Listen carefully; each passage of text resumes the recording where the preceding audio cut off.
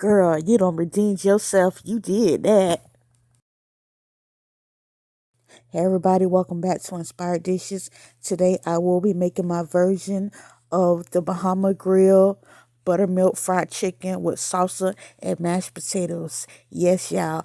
I went there on this Valentine's Day and I had the buttermilk fried chicken with the salsa, I think the corn and black beans with the mashed potatoes. And when I'm telling y'all, it just tasted so good. And I said I had to recreate this. So man, when I ate my let me just get to the ingredients, y'all. All right, so here are the ingredients, y'all. Okay, these are my potatoes. Yeah, I was gonna make it from scratch, and I was like, okay, no, I don't got time for all that. So this is the kind I got, the instant kind. You can pretty much get any kind you want, but this is the kind I got. Also, I will be seasoning it up with my onion powder. I have Badaya, my complete seasoning. I have diced onions. You probably can see it's frozen. But also, too, I'm going to be using that cream cheese that I have right there. I'm going to be putting that inside of my mashed potatoes. When I say, oh my goodness, it tastes so good. Now, you can use, this is cheese sauce I'm going to be using right here. You can use any cheese sauce you want to if you want to make your own. Usually I would make my own, but I was like, okay, no, I'm going to use that. So yeah, and this is the cream cheese like I told you. Also, I'm going to be using a little bit of salt. Or yeah, I'm going to be using a little bit of salt as well as corn. And you can't see it right now, but my black beans. And I'm also going to be using a little bit of the better than bouillon to season up my mashed potatoes. You'll see all of it when I get done. Also, I have my diced tomatoes. That's the kind I got right here with the basil and oregano and garlic.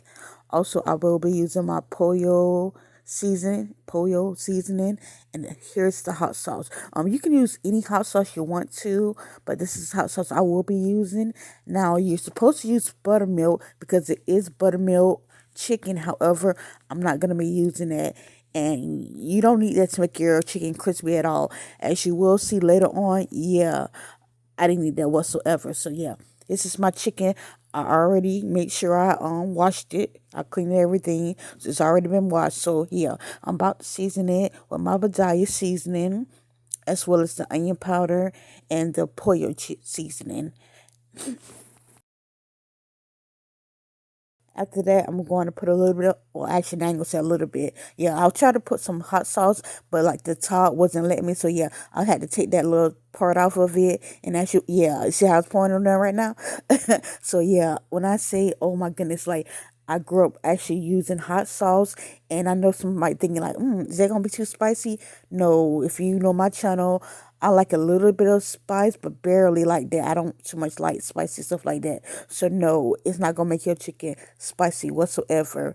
I just pretty much use it as a tenderizer, and also I guess a good flavor. So that's all I'm gonna be using. I'm not gonna be using no buttermilk. And as you yeah, let your meat rest to the side because it's been in the refrigerator. I learned this from watching. I think her name is In the Kitchen with Gina. I love her recipes as well. But you want to let your chicken rest for a while. You don't want to cook it directly out of the refrigerator. You could, it's too cold, so you want to let it get room temperature. So yeah, going to the stove. I have that on medium high. I put a little oil on there since I will be using corn oil. I use just a teensy bit of that to saute my onions. So yeah, I put a little bit of that in there and my onions as well, and I'm just gonna saute it. Okay, it got brown enough. It didn't get too brown because it was frozen. So yeah, it got like a lot of water whenever it's frozen like that. So yeah, it didn't get as brown as I wanted it to, but it's still sauteed, good enough. So I'm gonna put a little bit of my black beans as well as my corn, and then also my diced tomatoes. Now, the only thing that I drained was the corn. As far as the tomatoes and the black beans, I kept the juice, but I did not empty that whole can for all of them because I'm only cooking for one person, really. But, if you're cooking for a lot of people, go ahead and, empty the whole can.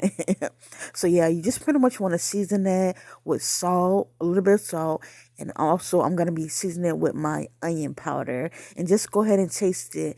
Now, I tried to keep that separated because I thought the picture, what I was eating, well, not the picture, but what I was eating, it was separated. But as I seen, later on, I was like, oh, okay, they have it combined together. So yeah, a little later on, I will pretty much be mixing it all up. So yeah, you just want to let that cook for about 5 minutes, and then turn it on down to low, and let that cook, and then go ahead and cook your next thing. Okay, so now I'm about to fry my chicken up. Now you want to make sure you already have your grease and everything on. I have that on medium high, like a number 6. And just go ahead, make sure it's hot, and then go ahead and place it. And I forgot to show you out earlier too. I had, of course, you need cornstarch and flour. So yeah, I should have showed y'all that earlier. I kind of forgot. So yeah, I'm pretty much just coated my chicken with that, and yeah, I'm gonna cook both of them. However, the wings, it don't take that long at all to cook wings at all. So yeah, that's gonna come out faster than the breast. Now with the breast, it takes a little longer because it's a thicker piece of meat. So yeah, you want to make sure you cook that so it don't be bleeding. As you will see, I'm going to show you a little later, you will see, I'm going to show you where it's still bleeding in the middle, as you cook it. But yeah, also, I didn't put too much oil, so yeah, I'm pretty much got to keep flipping both over just to make sure I ensure that everything is cooked. So yeah, just go ahead and keep it on.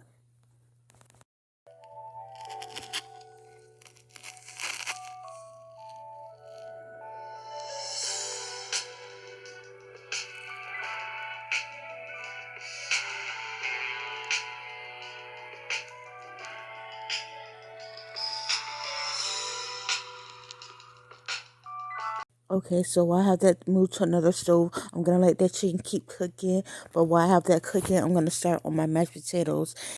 Now, in a small pan, I have a little bit of water filled up, and the reason for that is because my mashed potato package is very small, so you don't need too much water. And then I also will be using a little bit of milk. You don't have to, just follow the back of the package. However, I'm going to be using about 2 tablespoons. Now the water is tap water. Now the only reason why I'm using tap water is because I'm going to boil this water first in order to make the mashed potatoes. Now we know when you boil water, it pretty much purifies it. If I wasn't boiling it, I would be using a bottle of water. Okay, so here I will be adding my better than bouillon, and the reason for it is the flavor of the water. So yeah, I'm gonna be putting in my water, and I'm gonna let that come to a boil. So yeah, when I put the mashed potatoes in there, when I say it's seasoned, it's so good. Even when I put the I'll tell you soon, but when I put the cream cheese in there, it's seasoned that as well. So I didn't have to put no salt or nothing in it. It was so seasoned up and so good. When I say it's better than bouillon, it's so good. Oh my goodness. It's pretty much like chicken broth, but like amped up more. So yeah, this is it, pretty much boiling. So now I'm about to add in my milk, and that's probably about 2 tablespoons. You really don't need milk, but yeah, if you want to have some good flavors, doctor it up, go ahead. Okay, yeah, I turned it up to about 8 in order for it to boil, but then I turned it back down to like a number 6 in order to, stir in the mashed potatoes. So yeah, you want to stir in the mashed potatoes, and while you exact same time you stirring it, you want to go ahead and whisk it. In my case, I got a spoon, so yeah, you just want to go ahead and stir it in there.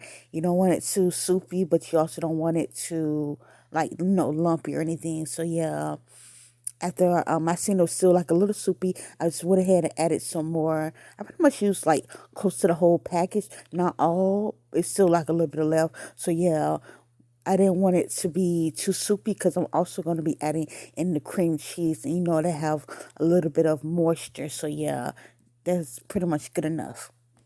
Okay, so wow, you see how much cream cheese I got on that spoon? So that's probably like what, 3/4 cup probably. So yeah, you just want to go ahead and stir that, and that's not regular cream cheese. I think that was the one with chives in it. Now, if you don't see one with this already a cream cheese that already got chives in it, you can just get regular cream cheese and just season it with onion powder. And then, if you got some chives, go ahead and put some chives in it. Also, I finished that off with some vegan butter, about a tablespoon, or either unsalted butter will be good. Now I'm about to check my chicken again, and you see how, oh my goodness, how brown and golden it look, y'all. Oh my goodness, y'all. And yeah, with this recipe, you only need the breast. So yeah, I didn't use the wing. I'm just gonna use that as like a leftover or something like that. But yeah, you just need the breast for this recipe. Yes, y'all. And this is how the breasts look. Oh my goodness. You see how golden and brown it look? Yeah, so yeah, we're pretty much ready for to plate, y'all. Okay, so in a plate, this is how my cheese looks. I'm gonna put my cheese in a plate. Now, the only thing I should have did was warmed it up. I don't know what I was thinking, but by the warmness of the food being on top of it, everything worked out, and then it was already room temperature, so it wasn't too bad. But this next time I warmed it up, so I'm just advising y'all warm y'all's up. And like I said, it don't have to be this cheese, but I was like, okay, yeah, I'm gonna get this.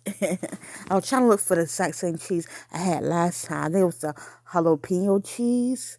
And no, it was not hot, but it tasted so good, y'all. So yeah, I know it's don't look the prettiest, but yeah. Let me finish, y'all. Okay, so now we're pretty much gonna layer it with our, oh my goodness, y'all see that steam rising? But yeah, we're pretty much gonna layer it with our mashed potatoes. Now we're pretty much, you see how I mix it all together? As I see the picture, I said, okay, yeah, it was mixed all together. So, oh my goodness, y'all. Man, oh my goodness, this looks so good, y'all. I'm getting happy looking at it right now. Okay, so now I'm about to add my chicken. Oh my god. Oh man. Girl, Tay, you work at Bahama Breeze? Tae Breezy. Shoot, man. Man, you can't tell me this unlocked this from the Bahama Breeze.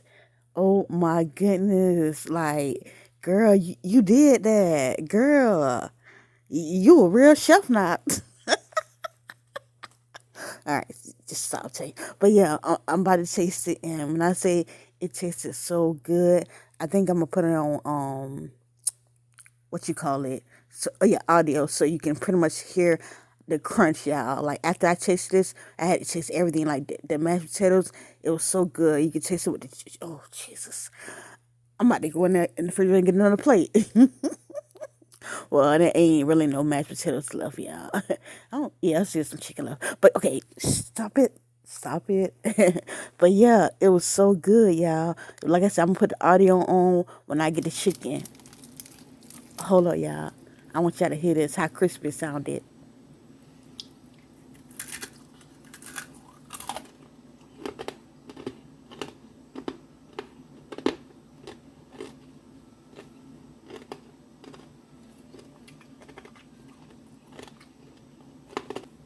Yes, I had to let y'all get into that audio.